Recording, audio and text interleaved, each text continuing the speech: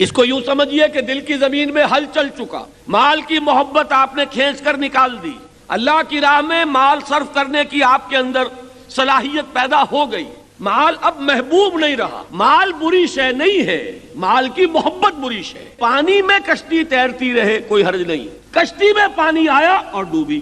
آپ اگر مال میں کھیل رہے ہو کوئی پرواہ نہیں، دل میں مال کی محبت آئی اور آپ ڈوب گئے۔ اس دل کے اندر سے مال کی محبت نکالو، اور اس کا ذریعہ کیا ہے؟ اللہ کی راہ میں لگاؤ، اور خرچ کرو اور خرچ کرو۔ اچھا، اب اگر یہ کر جاؤ گے، اب ایمان کی بہار آئے گی، اور وہ کیا ہے؟ اس کے لیے تعبیر والذین آمنوا باللہ ورسلہ اولئک ھم الصدیقون والشہداء عند ربہم۔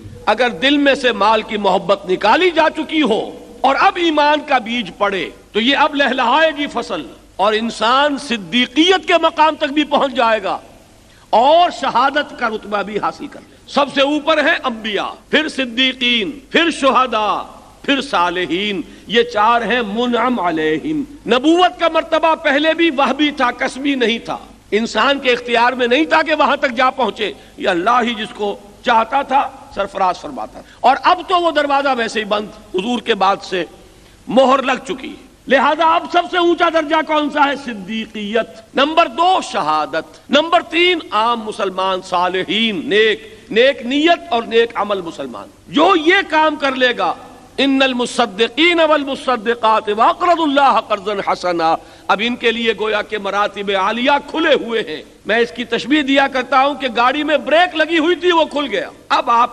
ایکسیلریٹر کو دبائیں گے، گاڑی چلے گی۔ اور وہ بریک کون سا تھا؟ وہ یہ مال کی محبت کا بریک تھا، جسے کہ دل سے کھرچ کر نکالا گیا۔